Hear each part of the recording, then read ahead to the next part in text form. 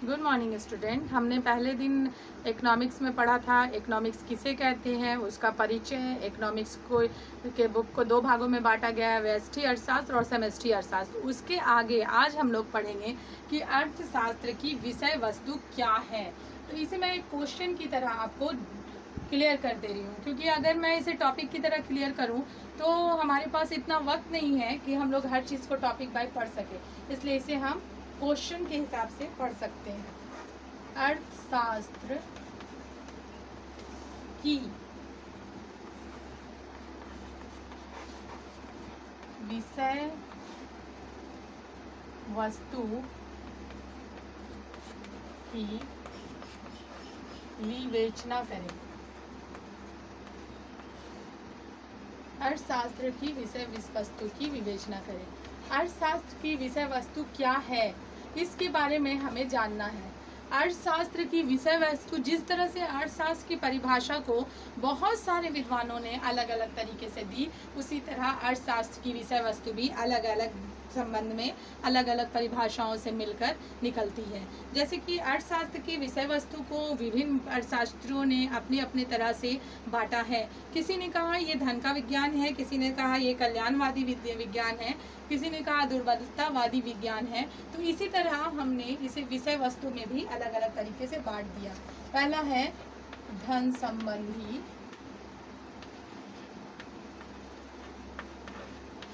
विचारधारा।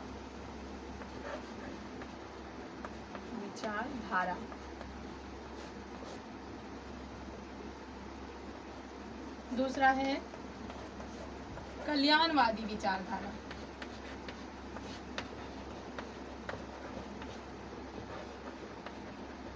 कल्याणवादी विचारधारा। तीसरा है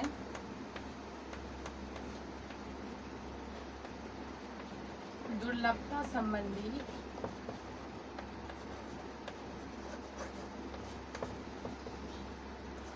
विचारधारा।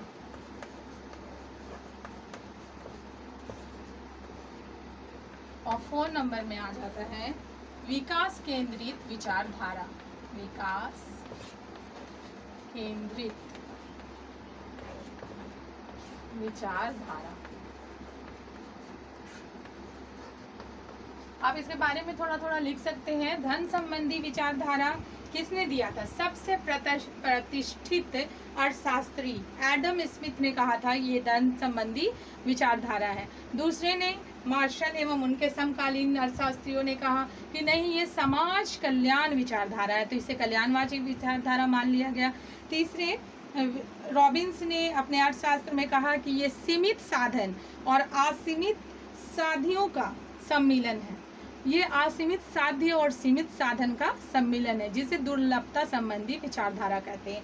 और चौथा, अर्थशास्त्री सैमुअल्सन ने अनुसार अर्थशास्त्र की विषय सामग्री को विकास संबंधी विचारधारा बताया है। ये है अर्थशास्त्र की विचारधारा। वस्तु, विषय वस्तु। अब हम इसमें केंद्रीय और मूल समस्याओं का वर्णन करते हैं। अर्थशास्त्र की केंद्रीय और मूल समस्याएं क्या है?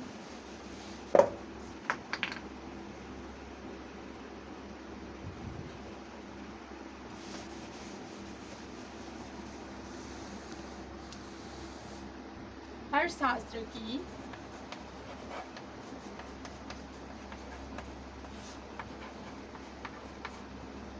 केंद्रीय अथवा मूल समस्याएं कौन कौन सी है?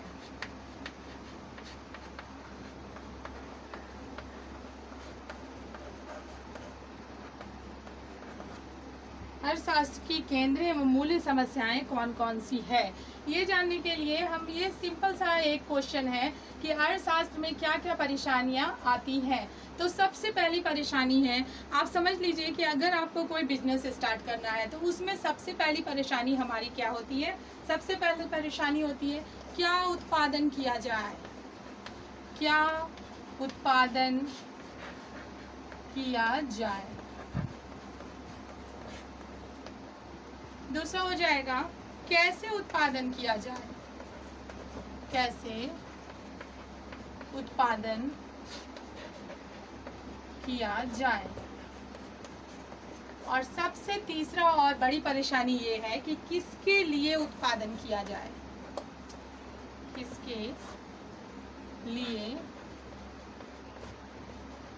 उत्पादन किया जाए। सबसे पहले ये सोचना है कि क्या उत्पादन किया जाए, दूसरा कैसे उत्पादन किया जाए, और तीसरा किसके लिए उत्पादन किया जाए। किसी को ध्यान में रख के हमें उत्पादन करना है। मान लो हम बच्चों के लिए कोई कपड़े बनाते हैं तो वो सिर्फ बच्चों के लिए हो गया, बूढ़ों के लिए कुछ बनाते हैं तो वो बूढ़ों के लिए हो गया। हमें ऐसी चीज़ का उत्पादन करना है जो बच्चे, बूढ़ों तथा समाज के सभी वर्ग के लोग उसका उपयोग कर सके। अगर इस तरह का कोई प्रोडक्ट हम लोग बनाते हैं, इस तरह की चीज़ों का उत्पादन करते हैं तो हमारी डिमांड अपने आप बढ़ जाती है और हमें अधिक उत्पादन करना होता है, जिससे हमें अधिक फायदा मिलता है। और इसके अंदर अन्य समस्याएं भी आती है। ये 3 समस्याएं मूल समस्याएं हैं जो मतलब हर अर्थशास्त्र में ये 3 समस्याएं होती ही हैं। फिर अन्य समस्याओं में आ गया संसाधनों के आवंटन की समस्या, संसाधनों के आवंटन की समस्या।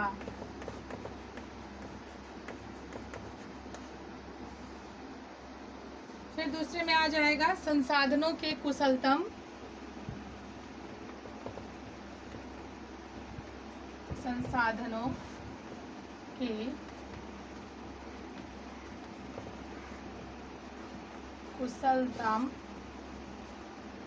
कुशलतम अथवा संपूर्ण प्रयोग की समस्या, संपूर्ण प्रयोग की समस्या। फिर आते हैं एक और है इसमें आर्थिक विकास की समस्या, आर्थिक विकास की समस्या। ये 2 क्वेश्चन हम लोग क्लियर कर लिए। सबसे पहला क्वेश्चन हमने आपको बता दिया कि अर्थशास्त्र की विषय वस्तु क्या है और दूसरा अर्थशास्त्र की केंद्रीय अथवा मूल्य समस्याएं क्या है।